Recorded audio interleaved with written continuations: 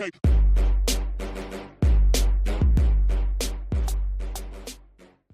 Welcome, Wargamers. This is Doug with 2+ Stuff, and today we are in day 2 of Nerville Week. And as you might have guessed from the title of the video, we're talking about Rotigus and great unclean ones in general. And before I begin, if you have a lore question for Age of Sigmar that you would like answered, go ahead, click subscribe, leave it in the comments down below.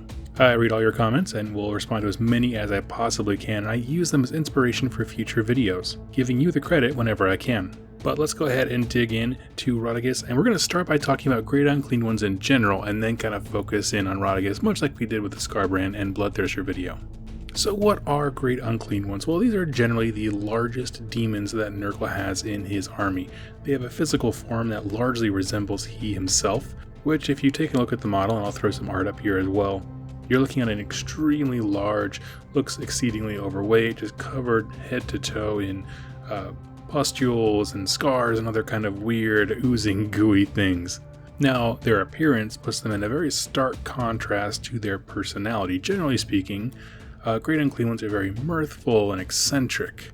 In the dialogue that we get from the Rumgate War books, particularly the ones where they're fighting the Hallowed Knights, very playful, very lively and light in their dialogue. In fact, they sound almost like a parent who's playing a game with their children. By that I mean, say you're playing, a sword fight or something with your child. Of course, when they swing at you, you're going to go, oh, that really hurt. And of course, you're joking with them. You're not mocking them, but you're just playing along. That's kind of the sense that we get when a great unclean one interacts or fights with a regular mortal or someone much smaller than him. Now, the Maggotkin battle tome made a clear point that I really think is important, and that is they described that great unclean ones, even though they're very playful and very eccentric, they are incredibly intelligent and orderly. Now, orderly is an interesting word that they chose, and I like it because there is a natural order to things which Nergal tends to reference quite a bit, and that is that things die, but that new life springs up. It's this kind of cycle of death and regrowth, and I like that. There are people in Nergal's army who are solely designed to count all the plagues in the known universe, right? He likes the systems and understanding things.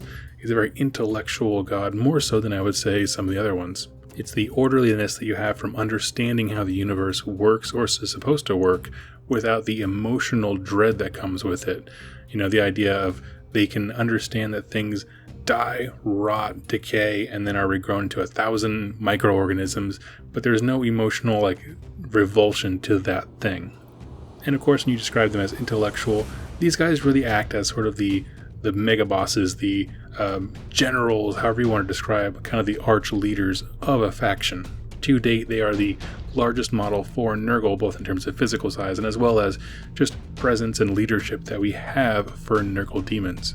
And as such, of any general or leader of a force, they have to be calculated, they have to be intelligent and cunning, and so those are awesome qualities that we see. Much like when we discussed Bloodthirsters, how the lore is kind of revealing things about demons as we go, great unclean ones are also very intelligent in terms of independent thought. They're very different from one another. They can have different thoughts and feelings. They have different preferred ways of doing combat. Some can view Nergal as an impending doom that we should embrace because nothing can stop it anyway, and some are like, oh, come and be inviting, and it's very mirthful, come aboard, it's very nice in here, which are they might end you up in the same place, but they're two very different approaches to life. They also show a genuine pride for their followers and their conquests. They want to show off the great things that they've done for their father Nergal. And that makes them very unique. It makes them very personable, something we can relate to. We all understand being proud of something we've done and wanting to show it off. And one thing that I wanted to add here is that great unclean ones are described very interestingly in some of the early Rumgate War books where the Hallowed Knights are fighting them. Gardas fights one, specifically named Bolithrax. And I love that fight scene because the way they describe Bolithrax, who now we have a model to kind of reasonably have an understanding of what he's supposed to look like in the books. For something that big and frankly morbidly obese to move as fast as he does in the Rumgate War books is incredible. It even says in the books he moves with a speed that is so unnatural that just looking at him move is uncomfortable. So they have some really cool action descriptions in those stories, and I highly recommend going back and reading them. So that's a little bit about great unclean ones in general. I like that they are not as described as rigidly as, say, like the Bloodthirsters were in the Blades of Khorne book, where, Khorne has the 8 tiers of Bloodthirster, and that's very cool, and if you're into those things, man, that's awesome.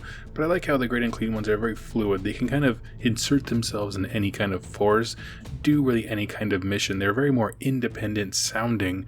They don't have specific roles per se. They're a little more fluid, like I said.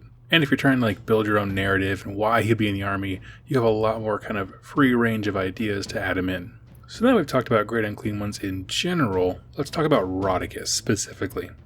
Well, all he really has is this one little blurb inside the Maggotkin book right now. I'm sure he's going to be a major player in the Malign Portents set coming up here, and I'm very excited to see what they make of him, but let's talk about him right now. In this blurb, we learn quite a few things. One, he travels more than any other Great Unclean One.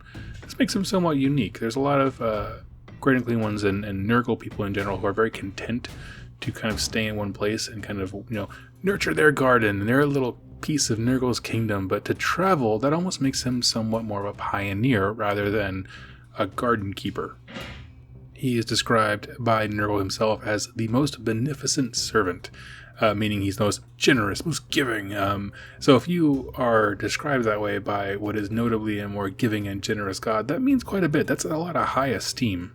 And now we get to the more interesting part of that little blurb, the one that I find deeply concerning and fascinating. He is known far and wide by many cultures by different names. Some call him Rainfather, which is, I guess, often uses his last name, Rotigus. Rainfather, as I guess would be kind of his complete name. Rainfather, Life Fountain, Bringer of Plenty. You can see if someone describes a god as being very large and rotund and things like that, plenty is kind of a word that goes along with that. But these are very deceptive names, and when people pray, he comes answering. Now, who would pray to such a god? Well, people who are afflicted by plagues and diseases.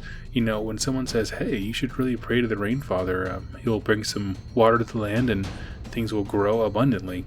So, a farmer, not knowing any better, prays during a very desperate season, and he hears the prayer and comes knocking. Can you imagine how horrifying that must be when the god that you've been praying to rolls up and it looks like him? That's insanity.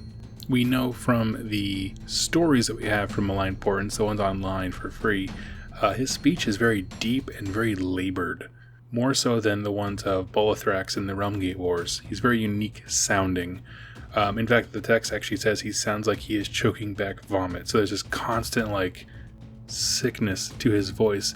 And of course, a deep rumble in his stomach, because his stomach has its own mouth of its own, but a much darker sounding voice than, say, Bolithrax ever was. We also know from that story that Horticulus Slimex was able to turn his attention from the realm of life, where he was apparently very concerned about the good guys taking back some land, and direct him to the realm of death, therefore setting up what is sure to be an incredibly cool scenario coming up soon. But as always, we're going to talk about why Rotigus is an awesome character. Just start with the easy one, that all Great Unclean Ones are really, really cool. But Rotigus stands out in a few ways. Like I said earlier, he definitely positions himself as being more of a pioneer because he is a traveler, right? He is the one who spreads things. If there wasn't already a unit called the Herald of Nerville, I would say he was the Herald of Nerville, meaning he is the guy who is the on-site representative of Nerville and everything that he stands for, going places out into the world to share. And as I said before, to be described as generous by a god who is already described as generous, it's a very high praise from him himself. Which, if you kind of take off your Nurgle rose-tinted glasses, must mean that he is extra horrific. He shares extra disease, all kinds of plagues, so it must be really, really nasty to have him come around an area. What I find interesting, and I hope they go into it more, is this mythos that must be built around him in the mortal realms. See, I said before that other cultures know him by different names, the names that make them think that he's benevolent, right? Which means people have heard of him. So how did these other cultures hear about him to then, kind of misconstrue him as sort of a benefactor, a good god, and then pray to him? That's one question. I think that's very interesting because I haven't seen that in really any other thing where not the chaos god themselves, but the actual demon himself has been mistaken as a god, worshipped and prayed to, and then that demon is able to hear those prayers and respond to him. That's a very high level thing, right? That's almost like a god themselves. But of course, if you're the person praying to him, you're praying to the Rainfather to have the drought end, and then he rolls up. He must be the most horrific archangel in the entire universe. It must be horrifying to have your prayers answered by someone like him. And let's focus on that for a minute, because that means that demons can hear prayers, not just the gods, and that's a fascinating thing that's never, I don't think, really been clearly addressed before. One that could possibly have a lot of implications. And the last thing I want to touch on is just kind of his sound. And this, I mean, I like to point out anything in a Nergal army that's not the super cheerful, all happy, very, very happy tones. I think it's cool. I think they have a cornerstone on that market when it comes to the chaos stuff, but I like the really grim, dark things. As I said while you were forging episode 1, I love the darkness. I love when things are very morose, very dangerous kind of fantasy. And so the speech that we get from the Malign Portent story, Bountiful Wager, if you're looking for that one, he sounds different than other great unclean ones we've encountered before. He has a darker tone. He has all kind of the truly horrific negative aspects that we see of Nergal put into one incredible package, while still maintaining that title of being a very generous demon. And I like that. I like that they're kind of, at least in his specific character, kind of moved away from the playful kind of aspects and focused in like, no, this guy's mean, right? He's good at what he does, but he's so mean. I think that's going to set up some really cool stories coming up here in Malign Portents and in Age of Sigmar in general. So folks, that's everything I know and think about on Rotigus and other great unclean ones. I hope you've enjoyed it, and if you have a Age of Sigmar lore question you'd like answered after we finish Nergal Week, go ahead, click subscribe, and leave it in the comments down below. I read all of your comments and respond to as many as I possibly can. If you'd like to support me in a more personal way, go ahead down below in the show notes and head to the 2+ Tough store. Right now I have a gaming mat that I custom designed for the Realm of Death, and it's going to go perfect with this Malign Portents campaign coming up. I'm not going to make any more, this is a one-time thing, so go ahead and get yours today. And if you're not interested in that, that's completely fine. I'm just so glad you spent some time with me here today. I look forward to seeing you tomorrow in my next video, continuing the week of Nergal. Thank you so much for watching, and happy wargaming.